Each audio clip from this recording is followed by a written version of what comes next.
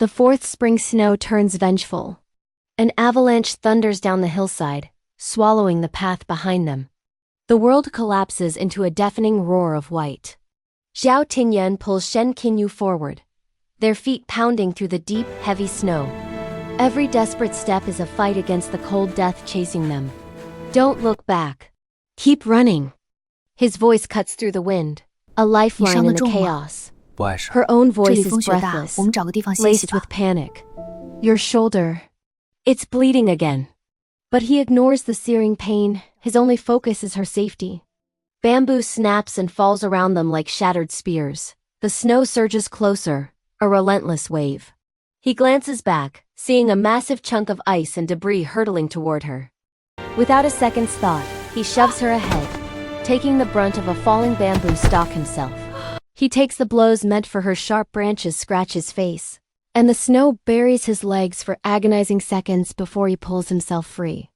She reaches back, her small hand grabbing his cloak, helping to drag him forward. For a moment, they are not two people running from a storm, but a single entity, bound by fear and something far, far deeper. The path abruptly ends at a small rocky overhang, perched precariously above a frozen stream. Below is a sheer drop. Ahead, a wall of falling snow blocks their path.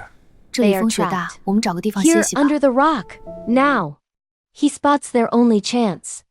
They dive under the overhang just as the main force of the avalanche roars past, a thunderous wave of ice and destruction. Snow and debris thunder over them, sealing the entrance and plunging them into near darkness. Faint ethereal light filters through the cracks, illuminating the swirling dust. The world outside quiets to an eerie, muffled hush. Inside their cramped shelter, they are alive for now.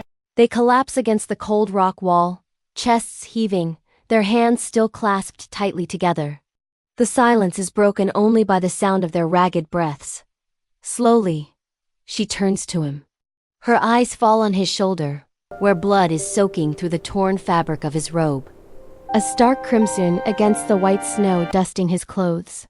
Her hands tremble as she presses her palm to the wound. You're hurt, again. Her voice breaks, heavy with unshed tears. Every time I let myself care, you bleed for me. He looks at her, his gaze soft despite the pain radiating through his body.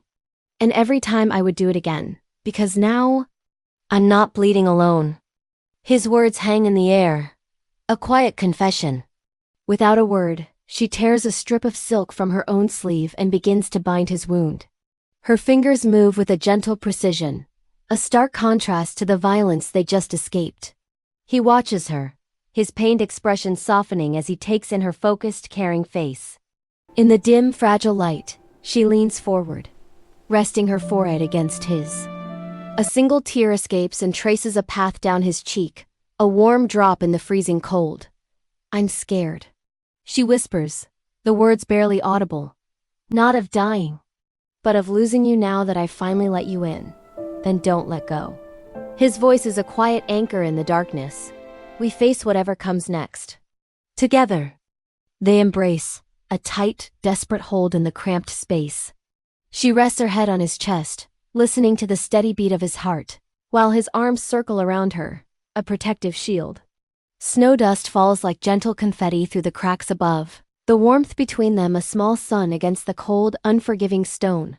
But their moment of peace is shattered. The cave walls flicker violently, the image of their embrace stuttering like a broken memory. Outside, the snow reverses its fall for a split second, defying gravity. The curse feeling their closeness, their burgeoning hope, protests with a vengeance. It fights harder than ever to tear them apart. The fifth spring snow has not yet ended, and the price of their love is rising with every heartbeat. They remain holding each other as a faint dawn light begins to seep through the snow-blocked entrance, promising a new day. She lifts her head from his chest and looks at him, her eyes no longer filled with fear, but with a new, unshakable determination. If we survive this, I won't run anymore. And that's a wrap for today's video. It was a blast putting this together for you all, and your support means the world to me. If you enjoyed what you saw, please give this video a big thumbs up. It really helps the channel grow. Forget to hit that subscribe button and ring the notification bell so you won't miss out on any of our future content.